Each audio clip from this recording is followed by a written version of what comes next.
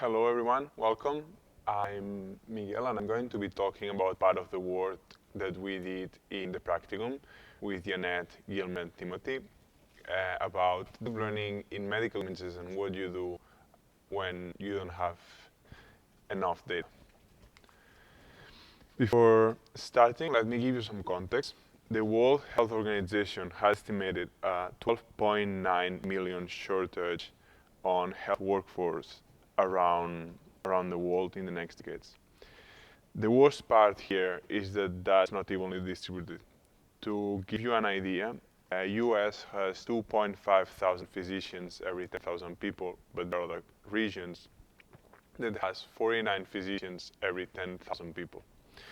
As you can imagine, that's not enough, and a lot of people die because of that. There is right now a huge hope for machine learning algorithms, and in particular deep learning, to help bridge that gap between resources and needs. There has been already some initiatives, but so here's the problem. In medicine, you usually have small data sets, and deep learning tends to underperform in small data sets. So what do you do? In this work, what we are doing is trying to see what techniques tends to perform better under such conditions.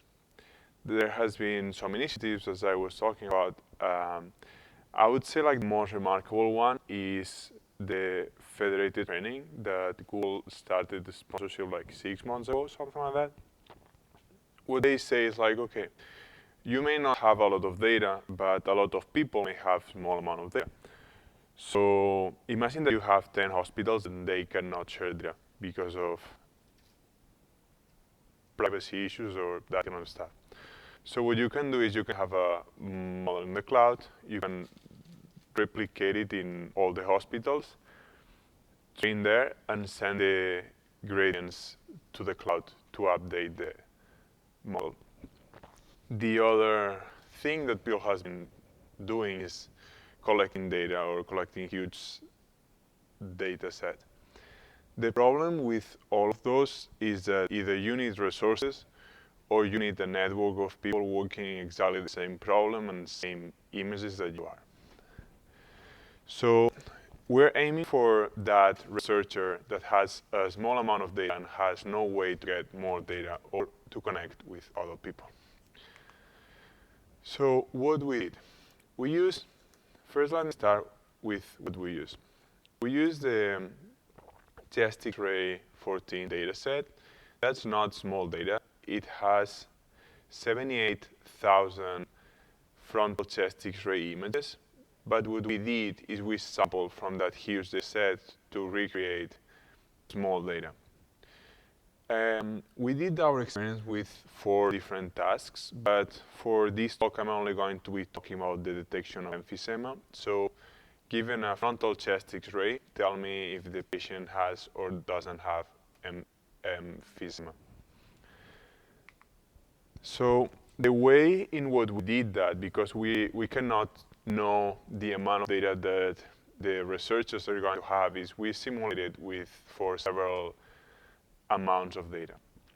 So what it means is that we had that huge data set. We're going to sample 50 images and then train them all with those 50 images and evaluate it. We're going to sample 100 images, train them all, and evaluate it, and so on and so forth until 2000.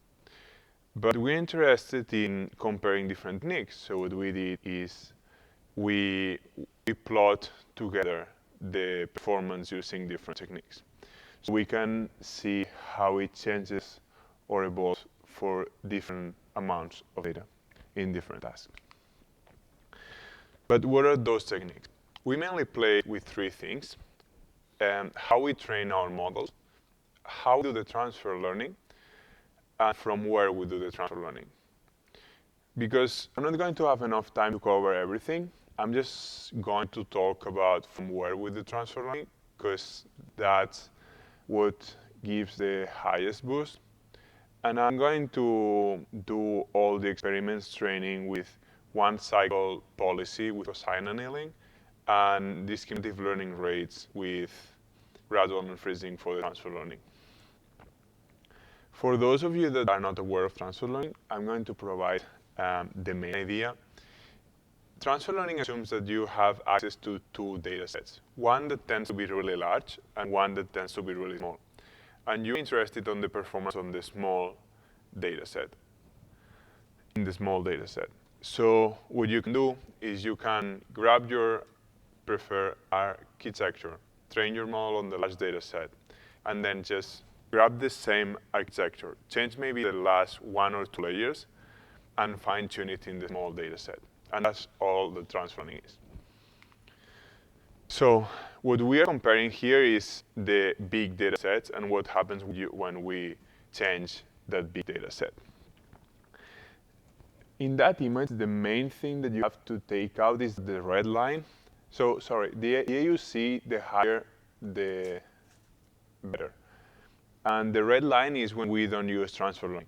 And all the other four is when we do use transfer learning.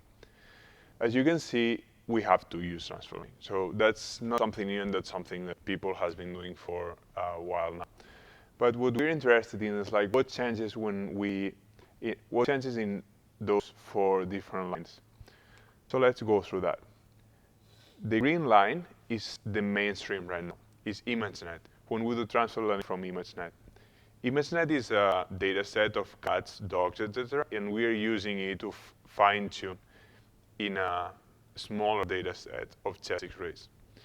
It's surprising that it's performing better, but it does.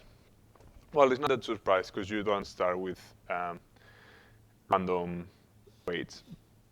But we were like, okay, maybe if we have more similar images, it should perform better. So what about if we have other X-ray images?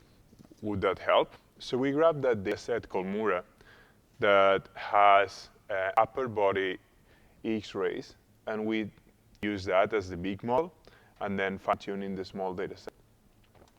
To our surprise, it turns out that the performance was really similar. So what he's saying here is like training with cats or dogs or training with general X-rays doesn't make a huge difference. So you can keep going with ImageNet.